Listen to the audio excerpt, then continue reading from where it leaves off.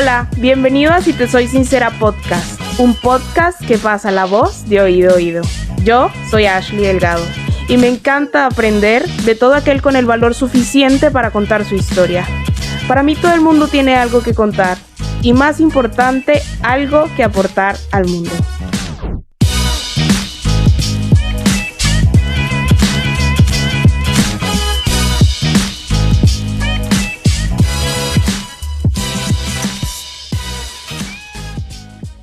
En el día de hoy me encuentro con una mujer que ha cambiado su manera de pensar en cuestión de tiempo.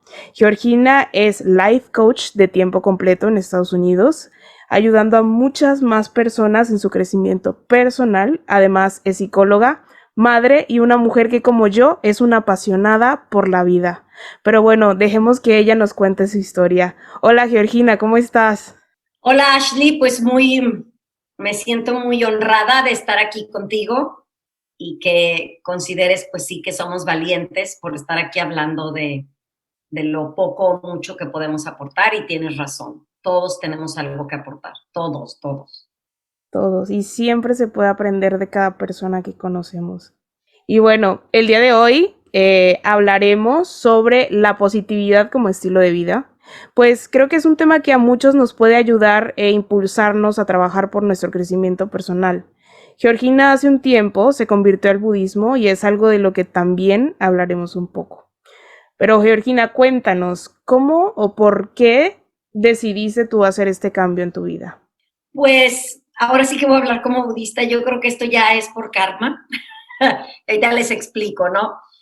Cuando digo por karma es que como budista, bueno, primero les quiero decir que soy estudiante. Entonces, me hago responsable de todo lo que diga aquí.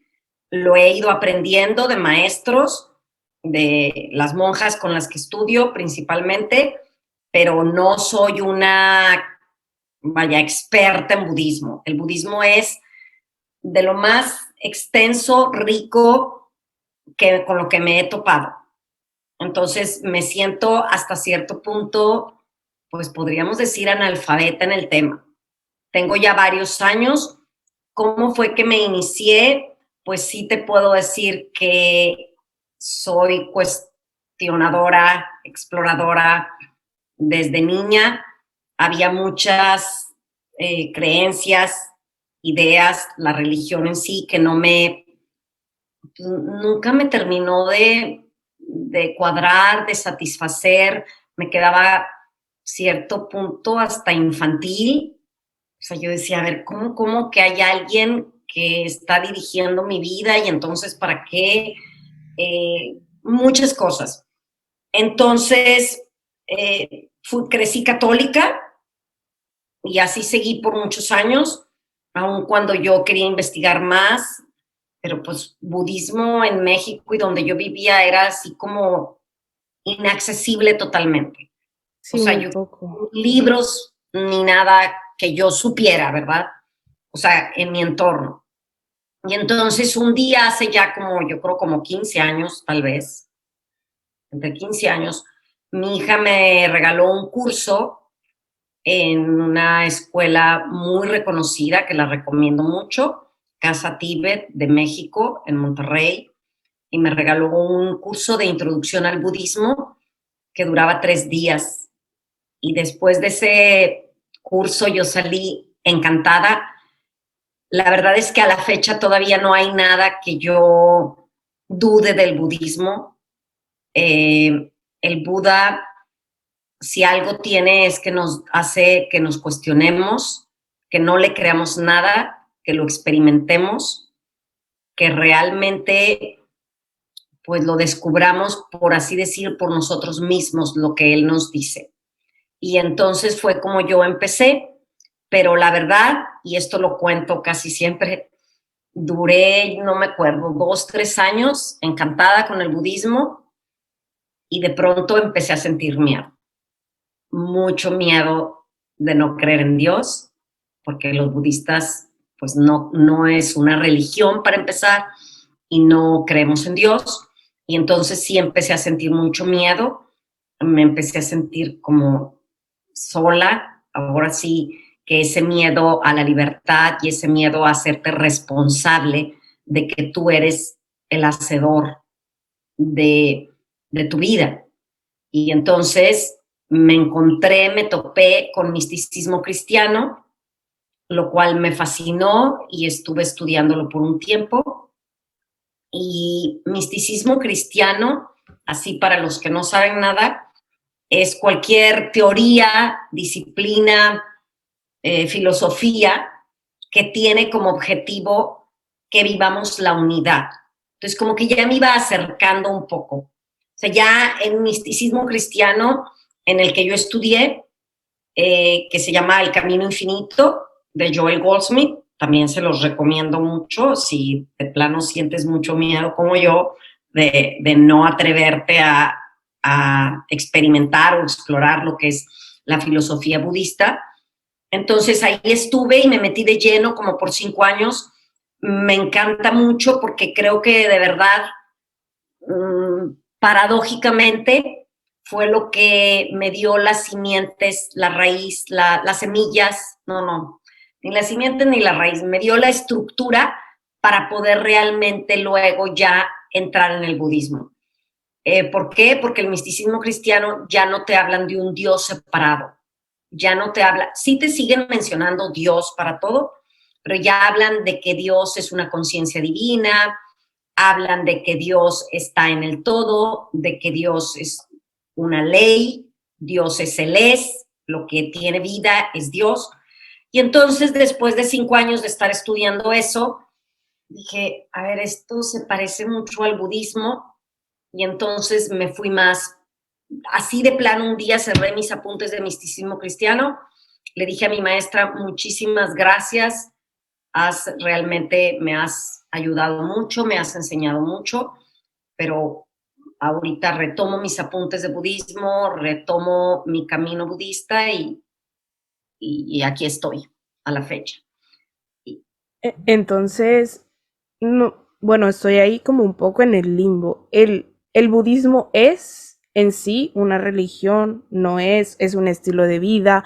Para todos los que nos escuchan, que bueno, que como yo estamos un poco como confundidos, porque para algunos es, yo soy budista, es mi estilo de vida o es mi religión. Para ti, ¿qué es o cómo es que se entiende?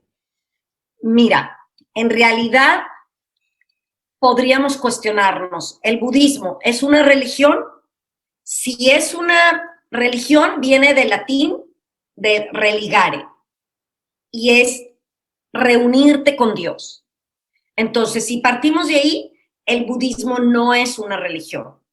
Pero podemos decir que si el budismo tiene, porque te va a reunir con tu naturaleza, con tu ser, con lo que de verdad eres, entonces podríamos decir que el budismo es una religión. El budismo es una filosofía, el budismo es un sistema ético, podríamos también hablar, porque trabajamos muchísimo con las emociones, el budismo es una psicología o el budismo es una forma de vida. Y te podría yo decir, Ashley, que el budismo, y bueno, pues, ¿qué quieres? Por eso lo estudio y por eso intento practicarlo. El budismo es todo eso. No podríamos encerrarlo a que el budismo es solamente un estilo de vida, porque en el budismo somos espirituales, muy espirituales. O sea, realmente el budismo, lo que para mí me ha encantado es que te acerca a percibir la realidad como es.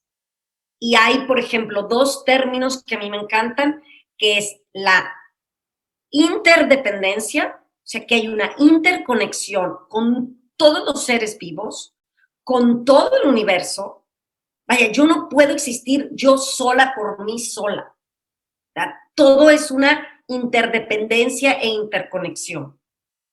Y el otro es la impermanencia, cosa que de verdad eso sí te lo podría decir, hasta que no entré al budismo, yo conocí este término con lo que realmente implica la impermanencia.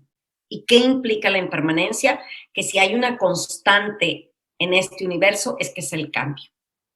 Y de este cambio precisamente es cuando nacen por así decir, del budismo, los tres venenos, que es la ignorancia, el que no sabemos cómo funciona este universo, no sabemos cómo funciona la vida, y la otra es el apego y la aversión. El apego es, queremos algo y queremos que no se acabe eso bueno que queremos. Entonces, llenamos de cualidades positivas erróneamente, distorsionadamente a personas, a situaciones o a cosas. Y entonces, ¿qué hacemos? Que no cambie, que yo no me enferme, que yo no me muera, que yo no... O sea, en el budismo, por ejemplo, y decía el otro día una monja, se me encanta cuando decimos luego, si un día me muero, no, te vas a morir, no es si un día te mueres. Entonces, es realmente para mí el budismo ha sido un abrir los ojos a esto es lo que pasa, o sea, me estoy haciendo vieja.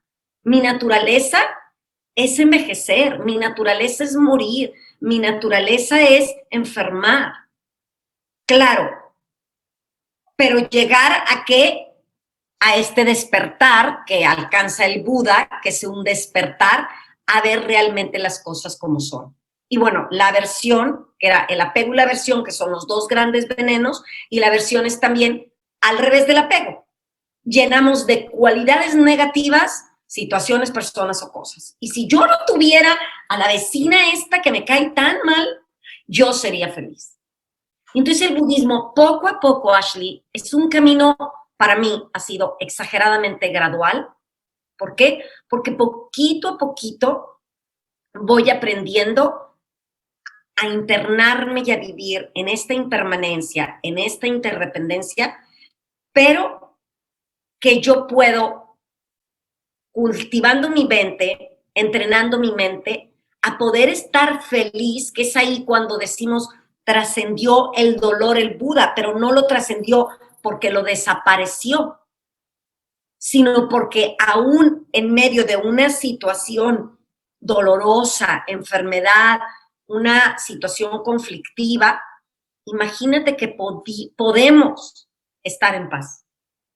Entonces, realmente lo que te empieza a dar el budismo en tu vida, una paz, es empezar a dejar de estarle echando la culpa al otro.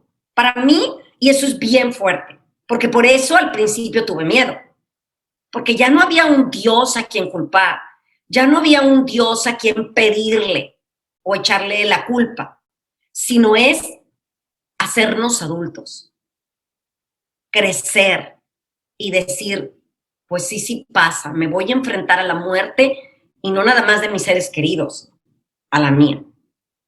Wow, eso suena bastante.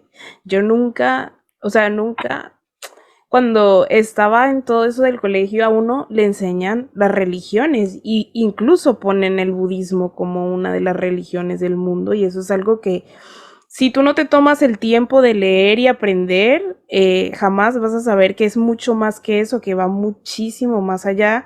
Y me parece genial la manera en que siento que esto como que ha cambiado algo en ti, no tu esencia, pero sí tu manera de ver la vida, tu manera de comportarte, todo.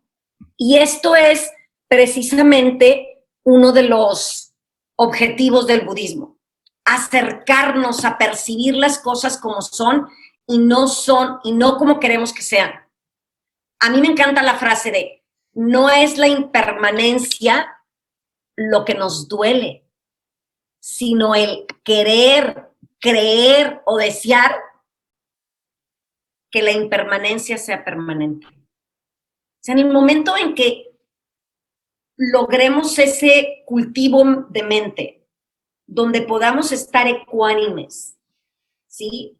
Ante cualquier adversidad, porque esto, por ejemplo, lo que yo creo, no sé si has escuchado de alguna vez las 4 nobles verdades del Buda. Creo que no. Es lo primero, creo que de sus primeras enseñanzas.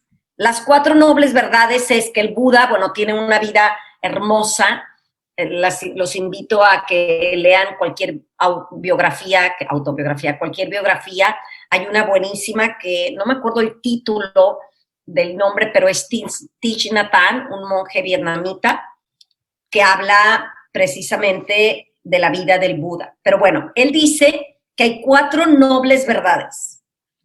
Y una es que existe el sufrimiento, el dolor, la ansiedad y la insatisfacción. Y para eso, pues, no hay duda, ¿verdad? Pero hay un origen de este sufrimiento. Y en este origen del sufrimiento es donde podemos empezar a explorar cómo percibimos nosotros el mundo, qué es lo que nos hace sufrir. Como te dije ahorita, no es la impermanencia, sino el yo querer y aferrarme y desear que las cosas no cambien. Y luego, lo más lindo, la tercera noble verdad es que existe la cesación del dolor. O sea, se nos plantea la posibilidad de terminar con las condiciones, obviamente psicológicas, que hacen que nuestro sufrimiento se perpetúe en la vida humana.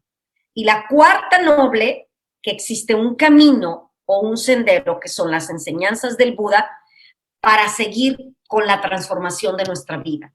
Y claro, la propuesta desde la perspectiva budista es llegar a la iluminación, o sea, llegar a ese despertar. Y esto es algo, pues no es un objetivo chiquito. Y obviamente que cuando uno empieza a adentrarse en lo que implica el budismo, porque bueno, hay algunos preceptos que luego hacemos y dices, wow, me faltan 90,000 vidas, porque otra de las situaciones, ahora también los animo a que no es necesario que crean todo, por ejemplo, en vidas futuras o vidas pasadas, para tú poder llegar a obtener los beneficios de las enseñanzas del Buda. Si algo he aprendido en el budismo es que es lo más respetuoso que he conocido en cuestión de creencias.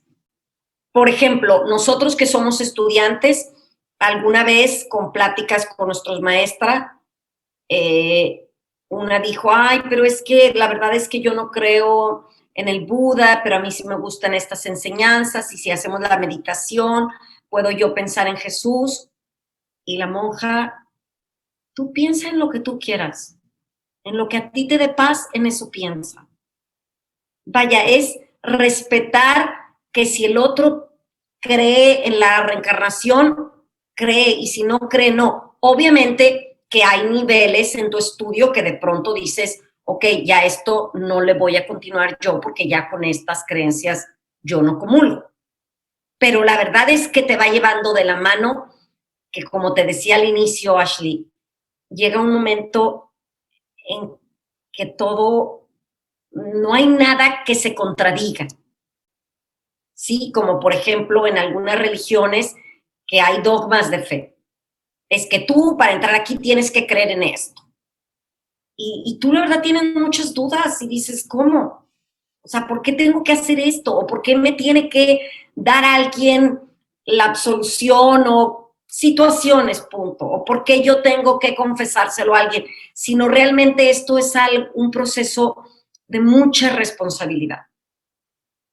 Entonces bueno, sí, y hay veces que creo que eso que dices sobre las otras religiones es que a veces te ponen como ciertos obstáculos, tanto sociales como espirituales, en los que si no aceptas, bueno, no eres católico, si no aceptas, no eres cristiano, si no haces esto, no. ¿Y tú con qué obstáculos, tanto sociales como espirituales, crees que te has encontrado durante este camino? Pues bueno, el primero es el que te dije que podríamos decirle espiritual, y que es cuando te entra de todo, ahora sí que esas noches oscuras donde ya no crees en un Dios, donde dices, ¿y ahora a quién le pido? Y te voy a decir que los budistas, en general, yo no tanto, pero hacemos muchas plegarias. Y dices, ¿a quién le piden? Porque, bueno, desde el punto de vista budista, las plegarias parten desde una premisa básica, que hay una relación, Ashley, entre lo que sucede afuera y lo que está pasando dentro de ti. Y por eso es que hacemos tantas plegarias, porque las plegarias son una aspiración de que deseamos que algo suceda. Entonces tú envías toda tu aspiración, que Ashley esté bien. O estás en la fila del banco y estás viendo a personas y estás diciendo que ella esté libre de peligros internos o externos, que estén bien, que todos los seres sean felices. Son por ejemplo, los 4 pensamientos inconmensurables. Entonces, todo esto, porque aparte, en todas las religiones yo creo que está lo que yo llamaría la regla de oro. Lo que damos, recibimos. Y en el budismo, esto te hace mucho hincapié. Lo que tú das tarde que temprano, en esta o en otra existencia de vida, lo vas a recibir. Obviamente que también está la buena noticia que podemos purificar karma, podemos purificar malas acciones. Y ahí podríamos hablar de los 4 oponentes, tienen un nombre, los 4 oponentes de poder o algo así, no recuerdo bien, pero son 4 situaciones que podemos, 4 pasos con los cuales podemos purificar karma.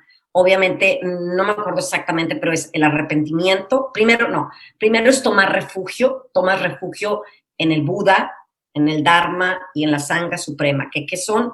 El Buda es tu ser interior y también en esos grandes maestros, grandes iluminados, tomamos refugio, que son nuestros maestros, que nos están compartiendo sus descubrimientos, sus enseñanzas para nosotros también lograr iluminarnos. Nos refugiamos en las enseñanzas, en lo que estamos aprendiendo, en lo que estamos conociendo, y nos refugiamos en nuestros compañeros, llámese también la Sangha Suprema, como los iluminados, o otros maestros, que son mis maestros actuales, o compañeros que estudiamos. Entonces, ese sería el primer paso. El segundo es un arrepentimiento, pero verdadero, y luego viene una determinación de no volver a hacer por eso que quieres purificar, y luego viene una conducta que lo avale, vaya, este proceso que estás haciendo. Bueno, pero me decías, entonces el obstáculo espiritual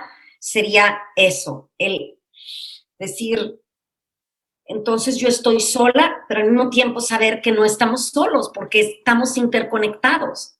Entonces es también al mismo tiempo, ya no crees en un Dios omnipotente, pero sí creemos en un absoluto, en una mente clara y espaciosa, que ahí sí ya trasciende el cuerpo, trasciende el tiempo y el espacio, y entonces ahí también tomas refugio, en esa infinitud, por así decirlo. Y el otro obstáculo, pues mira, pues no he tenido tantos, la verdad, en cuestión de sociedad. Sí he tenido alguno que otro, por ejemplo, pacientes, que me han llegado a decir, ay, ¿sabes qué, Georgina? Es que la verdad, yo ya no quiero ir a consulta contigo porque como tú ya eres budista, o sea, como si exacto. Pero bueno, es también respetar su proceso, y también la mayoría, obviamente, no la mayoría, te podría decir que un 99.9999 de mis clientes obviamente creen en Dios, y no se ha contrapuesto jamás.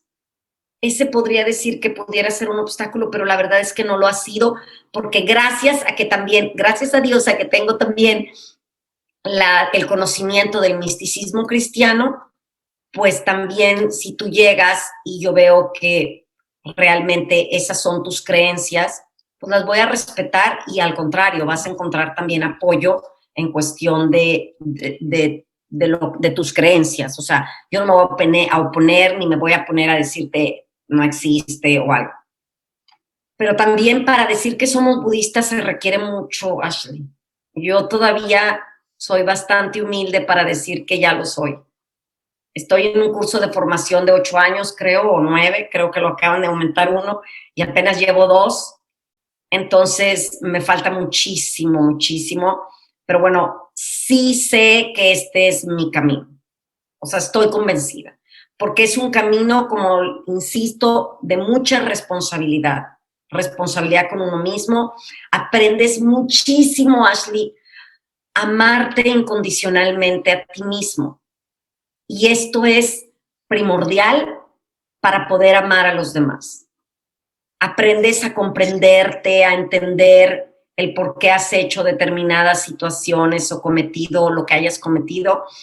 Y cuando empieza uno a tener esta autocompasión y este amor a uno mismo, híjole, tu vida cambia radicalmente y para bien. Todavía, bueno, en el budismo también hablamos mucho de las emociones y claro, es todo un reto el no llegar a sentir ira, envidia, celos. ¿Cuál otra es? Egoísmo puede ser. Egoísmo, exactamente, todo eso. Pero es poquito a poco. Por ejemplo, yo he aprendido del budismo que en el budismo hay 3 pilares que son la sabiduría, la concentración o meditación y una ética.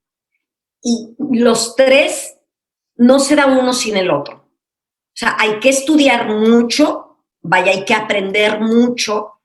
No nada más es, vaya, te lees un librito y ya. No, es mucho que estudiar, mucho que conocer y conocernos. Si algo también el budismo me ha aportado es este autoconocimiento. Empezar donde estoy, saber quién soy. Y obviamente, pues eso te va llevando a saber quiénes son los demás también.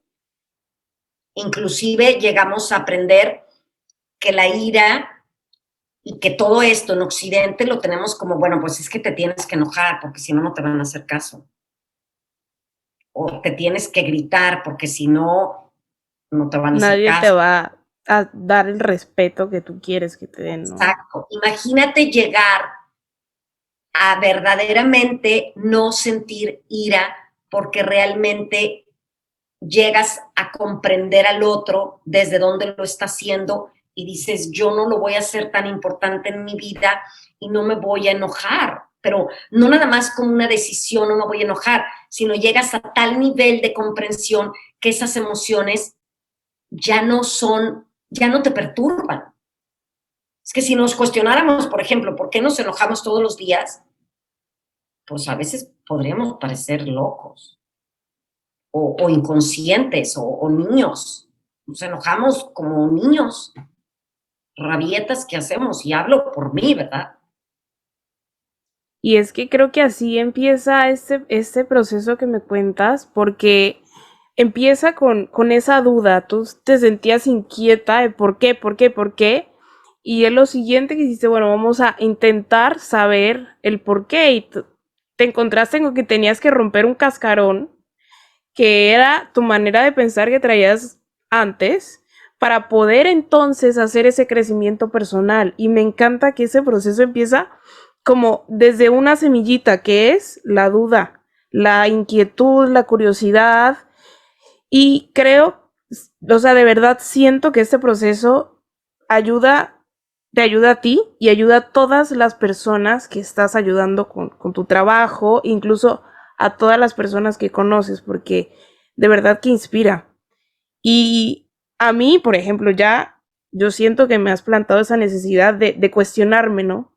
Y eso es lo que hay que implantar en las demás personas para que intenten, bueno, no te estoy diciendo, ve, conviértete al budismo, pero cuestiónalo, intenta romper ese cascarón que traes ahí, ¿no?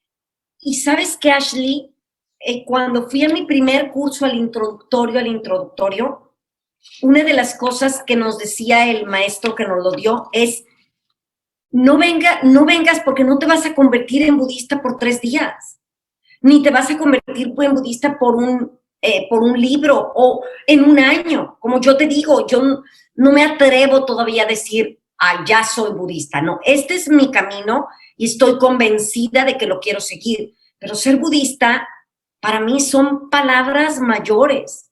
Implica una reverencia total. Entonces, hagámoslo por cultura, porque a lo mejor te puede dar herramientas como me las ha dado a mí y como estoy segura que se las ha dado a todos los que se han cuestionado y han dicho, a ver, pues voy a aprender, voy a a ver de qué se trata esto, te da herramientas para poder relacionarte con los demás de una manera más amable, de una manera más compasiva. Como bien dice el Dalai Lama, la mayor religión es un corazón compasivo. Yo creo que nos falta compasión y nos hace falta, la verdad, dejar de tener a un Dios como si fuera Santa Claus o estarle, ay, es que Dios me lo mandó, o es que así quiso Dios. A mí se me hace una actitud bastante, voy a poner, flojita, porque entonces si Dios te lo mandó, pues es una resignación. Y no estoy diciendo que no esté bien esa resignación, pero ¿qué tanto tú también puedes hacer? Como muchas veces dicen, a Dios pidiendo y con el mazo dando o ayudando o algo así. Hay una frase, que también te muevas. O sea, como el que estaba también en la isla pidiendo auxilio y le mandó un barquito y él decía, no, es que yo ya le pedí a Dios y ahorita va a venir. Y luego le mandó no sé qué cosa, hasta que dijo Dios, oye, te mandé un chorro de cosas y no hiciste, no tomaste ninguna. Entonces, yo pienso que hasta por cultura, por mejorar calidad de vida, yo sí los invito a que conozcan un poquito. Son las 8 necesidades mundanas que nos tienen atrapados, son 4 pares allí. Y es queremos que nos den las situaciones, personas o lo que sea placer y evitamos el dolor. Queremos la alabanza y evitamos la crítica. Queremos ganar y evitamos el perder, y queremos el reconocimiento y evitamos a toda costa la ofensa. Cuando aprendemos a relacionarnos con estas 8 necesidades, y digo, a ver, ¿yo por qué tengo tanto miedo a perder lo que de alguna manera voy a perder? Es más, decía una monja, los invito a que la próxima vez que te compres una laptop, desde que la compres digas, pero la compramos como todo, como si tuviera que ser eterno. Y sufrimos, aparte, sufrimos mucho. Pero todos esos detalles que dices, el budismo me ha poquito a poco enseñado a cómo irme adentrando en el cambio. Hoy les decía a unas amigas, es que yo creo que de las cosas más fuertes es la vejez. Enfrentarte a que ya no te mueves como antes. Deja tú la apariencia. La apariencia, bueno, que no deja tú, porque a mí me costó mucho trabajo. Si hablamos de obstáculos, yo creo que también es esa otra de las cosas. O sea, me dejo las canas, no me dejo las canas. O sea, la ropa. O sea, muchas cosas que nos vamos dando cuenta que no nos hacen felices, que no es la causa de la felicidad. O sea, te compras un carro nuevo y te das cuenta que no es una felicidad duradera. Una felicidad, y es más, creo que ni es duradera lo que se llama, es una felicidad real, que va a ser para siempre. Y el amarnos a nosotros, eso sí va a ser una felicidad que te va a aportar muchísima paz, muchísima felicidad, muchísimo de todo eso. Wow, Entonces, wow, wow. decía otro, creo que es Shantideva, decía, pobres seres humanos. Dice, buscan la felicidad y corren directo hacia el sufrimiento. ¿Y cómo creemos que vamos a encontrar la felicidad? Cuando tengo una casa más grande, cuando mis hijos estén grandes, cuando esto, cuando lo otro. Y en el budismo vas aprendiendo que puedes prescindir de tantas y tantas cosas. Y de ahí ya creo que me robaste la pregunta de que te iba a preguntar sobre la felicidad, pero eso es cierto, la mayoría de nosotros creemos que cuando yo sea rica y pueda comprarme la casa más grande, tener el mejor carro, voy a ser feliz, y no, no es así. Porque, como dices, lo material cambia, así como nosotros físicamente, y así como esa felicidad no va a durar, igual que no te va a durar toda la vida un computador, como lo dices tú. Y ahí iba a un punto que, bueno, últimamente hay algo que está bastante presente tanto en las redes sociales como en todo lo que está pasando con la pandemia, y es que la gente de alguna forma está empezando como a trabajar en su crecimiento personal. Y parte de eso es que hay algunos influencers que se han enfocado en decirle a la gente, mira, sé feliz, tienes que trabajar por ti mismo y eso está bien. Sin embargo, hay algo que leí que creo que es parte de la psicología que se llama la positividad tóxica. ¿Quieres explicarnos un poquito cómo es o de dónde viene ese término? ¿Por qué se da? Pues sí, Ashley, estoy de acuerdo contigo que esta positividad en extremo, ¿verdad? Es tóxica, porque como lo decía y lo ha dicho este Mark Manson, evitar el sufrimiento es una forma de sufrimiento. La negación del fracaso es un fracaso. Y decía, cualquier intento de escapar de lo negativo, evitarlo, sofocarlo o silenciarlo, fracasa. Y esto tiene que ver con todo, desde nuestras emociones. Por cierto, también tengo un grupo por WhatsApp de cómo meditar y justamente el capítulo de esta semana habla de aceptar estas emociones. De hecho, se llama algo así como tienes que mancharte las manos para iluminarte. ¿Y qué implica mancharnos las manos? Que sí, nos están vendiendo que todo puede ser positivo y todo esto está perfecto, pero la verdad es que hay que, ahora sí que ver esos lugares que nos asustan, como el libro de Pema Chodron, que es una monje budista, que se los recomiendo mucho, es ver esos lugares que nos asustan. Entonces, no es caer en esa mentira de que todo es bonito y que estar evadiendo, porque eso es lo que estamos haciendo, evadiendo completamente. Y muchos de nosotros a veces inocentemente creemos que sí se puede lograr. Y la verdad es que no es cierto. Hay que ver nuestra sombra, nuestro lado oscuro. Y luego lo que me preguntabas de la felicidad, pues me gustaría que la respuesta es totalmente mía decirte, pero tengo un amigo muy lindo que se llama, híjole, Sergio, no, se me fue el nombre, Barragán, creo que sí, Sergio Barragán. Y algún día, él es budista desde hace años, él sí sabe mucho, de verdad. Y le pregunté yo qué era la felicidad. Y entonces, parafraseando un poco, platicándote de lo que él me contestó, decía, él me llegó a decir, las causas de la genuina felicidad. Esto es el término que quería encontrar hace ratito, cuando te decía la verdadera felicidad, la genuina felicidad. Podríamos enumerar, desarrollar paz mental, que esto lo aprendemos con el budismo, soltar una actitud autocentrada, es saber lo interdependientes y conectados que estamos, generar desapego, aceptar las cosas tal como son. Aquí te hablaba mucho de la impermanencia y del poder que nos da de ver las cosas como son y no como nosotros queremos que sean, ¿sí? Y no confundirnos con conformismo o eliminar lo que te estaba diciendo ahorita de la positividad tóxica, intentar eliminar nuestras emociones aflictivas. No, hay que transformarlas, pero para transformarlas hay que verlas. Luego, ¿cómo lograr todo esto? Con lo que yo te dije que eran los 3 pilares del budismo, que se le llamaría el triple entrenamiento superior, que es la disciplina ética, la concentración o la meditación y la sabiduría, que implica el estudiar, el conocer, ¿sí?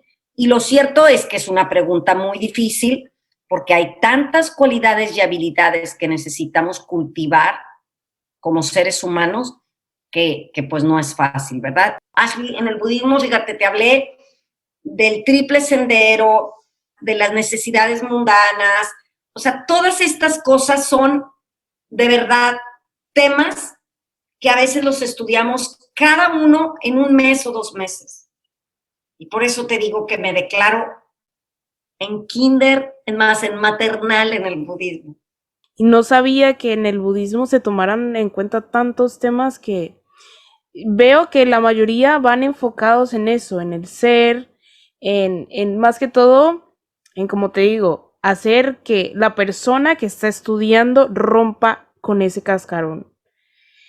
Y bueno, ya para ir cerrando un poco, desde Georgina, me gustaría preguntarle a Georgina, ¿qué le dirías a todas las personas que nos escuchan y que quieren ver un cambio en la sociedad? Un consejo para todas las personas que nos escuchan. Yo les diría lo que a mí me ha funcionado es ser mi mejor amigo.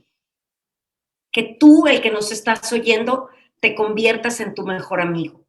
Que empieces donde estás. Que a lo mejor crees que no tienes, que no puedes, que no esto. ¿Qué le dirías a tu mejor amigo si está en esa situación? O sea, yo, desde que empecé, a veces el diálogo interno y a veces el diálogo externo y a veces me hablo bonito durante el día y me hablo no nada más mentalmente, sino a veces audiblemente y me digo, está bien, chiquita, algo. Yo creo que si todos fuéramos amigos, pero amigos, lo que es ser un amigo,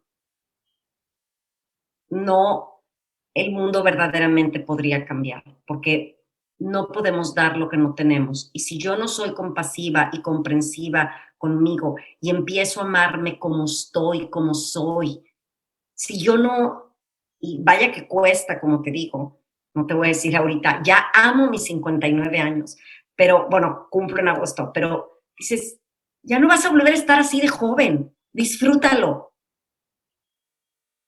Ya no vas a volver a vivir este día tan hermoso, disfrútalo y sé amable contigo, porque como digo yo, la verdad, como decía una autora, no me acuerdo cómo se llama, en esta dimensión no hay los padres suficientemente, vaya, Perfectos. perfectos. Le iba a quitar el suficiente. No hay los padres perfectos y todos hemos sido heridos, todos hemos sido lastimados. Entonces, como un día le dije a mi hijo, porque algo dijo así como, tú eres la culpable, o sea, yo hago esto porque tú eres así, ¿no? Y le dije, mi amor, la herida no fue tu culpa, no fue tu responsabilidad, pero sanarla es tu responsabilidad. Así que yo les diría, sé tu mejor amigo, pero siendo responsablemente amigo tuyo, porque para amarnos a nosotros implica que mañana me despierte a las 7 a caminar cuando me quisiera quedar más tarde. Implica alimentarme saludablemente, implica de verdad estudiar un poquito de algo, de lo que sea, no creernos lo que nos dicen, sino dudarlo, implica trabajo, mucho trabajo personal y implica mucho amor, pero lo más padre es que el amor no lo tienes que salir a buscar, que ya es lo que somos. Solo tienes que dártelo. Exacto. Y las 24 horas. Y pues lo más que se puede. Y que por lo que estés pasando, por más difícil que sea, pensar en que todo pasará, que sí podemos superar cualquier adversidad. Sí, me encanta eso. Y bueno, ya la escucharon, Georgina es una mujer que a lo largo de su vida se ha dedicado a construirse y deconstruirse. Las personas somos como unos huertos en los que debemos saber qué tenemos y qué no.